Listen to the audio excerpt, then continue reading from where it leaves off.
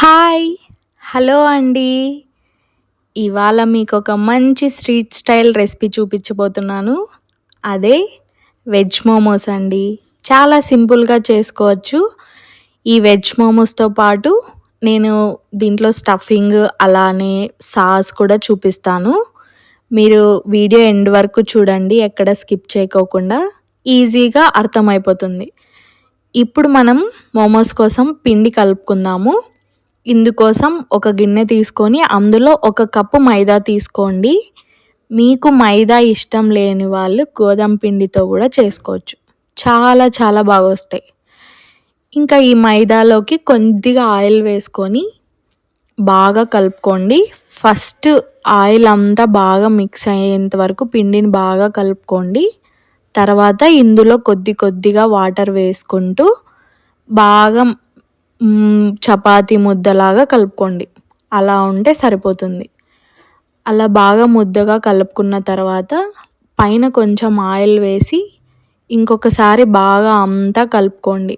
ఎక్కువ మెత్తగా కలుపుకున్నారంటే మోమోస్ చేసేటప్పుడు చాలా ఇబ్బంది అయిపోతుంది. అలా కలుపుకొని ఒక 15 మినిట్స్ బాగా నాననివ్వండి. ఈలోపు మనం స్టఫ్ ప్రిపేర్ చేసుకుందాము.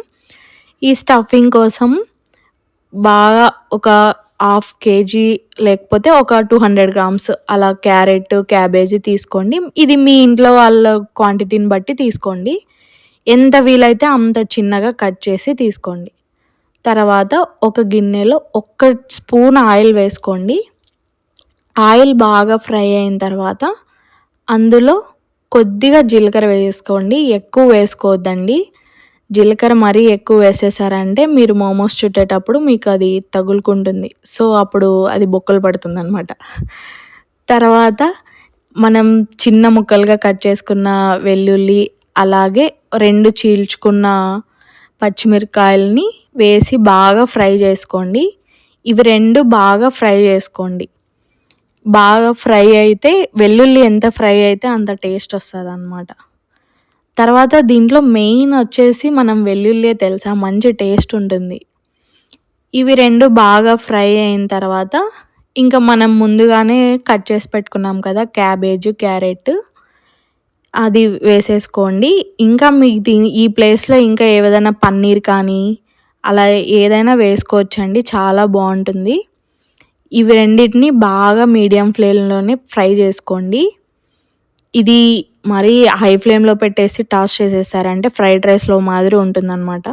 సో ఇవి ఎంత చిన్నగా కట్ చేసుకుంటే మనకి అంత ఈజీ అవుతుందన్నమాట మగ్గే టైంలో. ఉప్పు వేసుకొని బాగా దగ్గరగా మగ్గించుకోండి. అంటే ఇలా మనం క్యారెట్ని ఇలా అంటే అది మెదిపిపోవాలన్నమాట. అలా మగ్గించుకున్న తర్వాత ఒక టీ స్పూన్ వెనిగర్ వేసుకోండి. ఇది మీ దగ్గర ఉంటే వేసుకోండి, లేకపోతే ఆప్షనల్ అండి. తర్వాత ఒక టీ స్పూన్ మిరియాల పొడి వేసుకొని బాగా మిక్స్ చేసుకోండి. ఇదంతా బాగా మిక్స్ చేసుకున్న తర్వాత మీ దగ్గర ఆర్గానో చిల్లీ ఫ్లేక్స్ ఉంటే ఫ్లేవర్ కోసం వేసుకోండి, లేకపోతే స్కిప్ చేసేసేయండి, ఏం పర్లేదు. అది వేసుకుంటే ఇంకొంచెం మనకి బయట తిన్న ఫీలింగ్ వస్తుందన్నమాట. అంతే అండి, ఇంకా స్టఫ్ రెడీ అయిపోయింది. ఇప్పుడు సాస్ చేసుకుందాము. సాస్ కోసం ముందు ఒక గిన్నె తీసుకోండి. అందులో ఒక కప్పు వాటర్ పోసుకోండి. ఈ వాటర్ కొంచెం బాగా మరిగిన తర్వాత అందులో ఒక 5 వెల్లుల్లి రెబ్బలు వేసుకోండి. అలాగే మీ స్పైస్ తగ్గట్టుగా ఎండుమిరపకాయలు వేసుకోండి. ఇది మీ స్పైస్ని బట్టి వేసుకోండి. తర్వాత ఒక టమోటా వేస్తున్నాను. మీకు ఇంకా ఎక్స్ట్రా సాస్ కావాలంటే కూడా చేసుకోండి. ఈ సాస్ మనకి చాలా దానికి యూసేజ్ ఉంటుంది. పిజ్జాస్కి అలా. సో కాబట్టి మీరు కావాలంటే ఎక్కువ కూడా చేసుకోవచ్చు. మిగిలిపోయినా ఏం టెన్షన్ పడకండి. అదంతా బాగా ఉడకాలన్నమాట. టమోటా పైన తోలు వచ్చేంత వరకు బాగా ఉడికించుకున్న తర్వాత చల్లార్చి మిక్సీ పట్టుకోండి. ఎంత వీలైతే అంత మెత్తగా మిక్సీ పట్టుకోవాలన్నమాట. ఇప్పుడు ఈ సాస్కి మనం పోపు పెట్టుకోవాలి. అంటే అది ఎక్కువగా నీళ్ళకు ఉంటుంది కదా. సో కాబట్టి మనం దాన్ని మంచిగా గుజ్జులాగా చేసుకోవాలన్నమాట. తర్వాత ఒక స్పూన్ ఆయిల్ వేసుకొని కొంచెం జీలకర్ర వేసుకొని మనం ముందుగానే ప్రిపేర్ చేసుకున్నాం కదా ఆ సాస్నంతా దీంట్లో వేసేసేసి బాగా దగ్గరగా అయ్యేంత వరకు మగ్గించుకోవాలి. చూసారా? ఇలా రావాలన్నమాట. అలా వచ్చేంత వరకు బాగా మగ్గించుకొని, ఇంకా ఇప్పుడు కూడా మీ దగ్గర ఉంటేనే వేసుకోండి. లేకపోతే మీరు స్పైస్, ఉప్పు, కారం చూసుకొని దించేయడమే. నేను ఇక్కడ నా దగ్గర ఉన్నాయి కాబట్టి చిల్లీ ఫ్లేక్స్, ఆర్గానోను అలాగే కొంచెం వెనిగర్ వేస్తున్నాను. తర్వాత ఇక్కడ మీలో ఎంతమంది కొత్తిమీరని కత్తెరతో కట్ చేసి వేస్తారో నాకు కామెంట్ చేయండి. చాలామంది కట్ చేసి వేస్తారు కదా. అంతే అండి, సాస్ కూడా రెడీ అయిపోయింది. చాలా సింపుల్. ఇవి రెండు మనం ఫాస్ట్గా చేసేసుకోవచ్చు. ఇప్పుడు మనం మోమోస్ చేసుకుందాము. మనం ముందుగానే కలుపుకున్నాం కదా, ఆ పిండిని కొంతసేపు ఇలా బాగా మసాజ్ లాగా చేయండి దాన్ని. తర్వాత చిన్న చిన్న ఉంటలు చేసుకొని, ఇంకా మీరు చపాతీకి ఎలా అయితే తిక్కుంటారో అలా పల్చాగా తిక్కోవాలండి. తర్వాత మోమోస్ ఇలానే చేయాలని ఏముండదండి. మీకు ఏ షేప్ వస్తుందో ఆ షేప్లో చేసుకోండి. ఎంత వీలైతే అంత బాగా పల్చాగా చేసుకోండి. ఏ షేప్ నచ్చితే ఆ షేప్లో చేసుకోండి.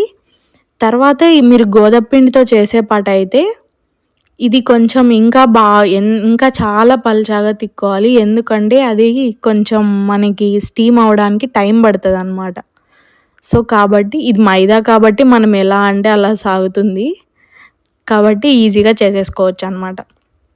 ఇక్కడ నేను చూపిస్తాను చూడండి. ఈ మందంతో చేసుకుంటే మైదాతో సరిపోతుంది, చాలు. ఇది మనం స్టఫ్ పెట్టినా కూడా మంచిగా నిలబడుతుంది అన్నమాట. ఇలా దీంట్లో స్టఫ్ పెట్టేసుకొని దీన్ని నేను మోమోస్ షేప్లోనే చేస్తున్నాను. ప్రిల్స్ పెట్టుకుంటాం కదా, అలా పెట్టుకుంటే సరిపోతుంది.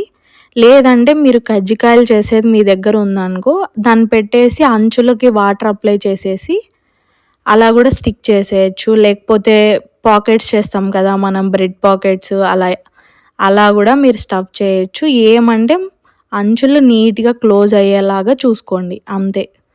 అవి ఎలా చేసినా ఏముందండి, టేస్ట్ బాగుంటే చాలు కదా. ఏ షేప్లో ఏముంటుంది, ఇలానే ఉండాలి అని ఏం రూల్ లేదు కదా. సో మనకి ఎలా ఈజీ అయితే అలా చేసేసుకోవచ్చు అనమాట. సో నేనైతే ఇలా చేశాను. మొత్తం అన్ని మోమోస్ని ఇలా ప్రిపేర్ చేసి పెట్టుకోండి. ఇంకా మీకు ఎక్కడైనా ఎక్స్ట్రా అనిపిస్తే అది కొంచెం తీసేసి నీట్గా మీకు ఎలా నచ్చితే ఆ షేప్లో చేసేసుకోండి. ఇది కూడా ఈజీనే అండి. ఒకటి చేసేసామంటే రెండోది మనకు ఆటోమేటిక్గా ఈజీగా వచ్చేస్తుంది అనమాట. చూసారా మోమోస్ ఎంత బాగా వచ్చిందో కదా. ఇంక ఇవన్నిటిని నీట్గా స్టీమ్ చేసేసుకోవాలి. మిగతావి కూడా ఇలానే చేసేసుకోండి. ఈ స్టీమ్ ప్లేట్ నేను అమెజాన్లో ఏమో తీసుకున్నట్లున్నాను. మీకు ఎవరికైనా కావాలంటే చెప్పండి, నేను లింక్ ఇస్తాను కింద డిస్క్రిప్షన్లో. ఇలాంటిది మీ దగ్గర లేకపోతే ఇడ్లీ పిండి మనం పెట్టుకుంటాం కదా, ఇడ్లీ గిన్నెలో అయినా పెట్టుకోవచ్చు. లేకపోతే ఏదైనా చిల్లుల గిన్నె ఉంటుంది కదా, అలాంటి దాంట్లో కూడా ఆయిల్ అప్లై చేసి పెట్టుకోండి.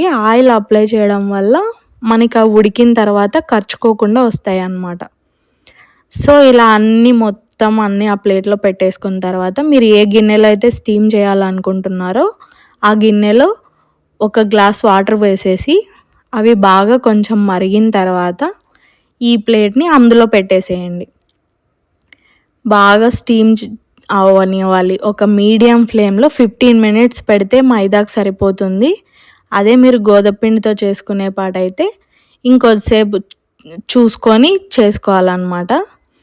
దీన్ని బాగా మీడియం ఫ్లేమ్లో ఆవిరిపోకోకుండా బాగా స్టీమ్ చేసేసుకుంటే చూసారా ఎంత బాగా వచ్చాయో. అబ్బా, అస్సలు నిజం చెప్తున్నా, ఒక్కదాంతో అస్సలు ఆగరండి. తినాలనిపిస్తుంది ఈ చల్లని వెదర్లో. అబ్బా, ఈ మోమోస్ తింటే చాలా చాలా బాగుంటుంది. నిజం చెప్తున్నా, నేను ఫస్ట్ టైం చేసిన మా ఇంట్లో చాలా మంచి టేస్ట్ వచ్చిందనమాట. సో అందుకే నేను కూడా బాగా వచ్చిందనే మీకు చెప్తున్నాను. మీరు కూడా ట్రై చేసి ఈ రెసిపీ మీరు ఇంట్లో ట్రై చేసి మీకు ఎలా వచ్చిందో నాకు కామెంట్ చేయండి. ఎస్పెషలీ దీనికి సాస్ చాలా ఇంపార్టెంట్. సో మీరు సాస్ ఖచ్చితంగా ప్రిపేర్ చేసుకోవాలన్నమాట. ఇది మీరు ట్రై చేసి మీకు ఎలా వచ్చిందో నాకు కామెంట్లో చెప్పండి. అలాగే ఇలాంటి మంచి రెసిపీస్ కోసం మన ఛానల్ని సబ్స్క్రైబ్ చేసుకోండి. ఇంకా మీకు ఏవైనా డౌట్ ఉంటే కామెంట్స్లో అడగండి, నేను రిప్లై ఇస్తాను. లేదంటే ఇన్స్టాగ్రామ్ లింక్ నేను డిస్క్రిప్షన్లో ఇస్తాను, మీరు నన్ను ఇన్స్టాగ్రామ్లో కూడా డిఎం చేయొచ్చు. అంతే అండి. ఈ చల్లని వేడిలో హాట్‌గా తింటే చాలా బావుంటుంది.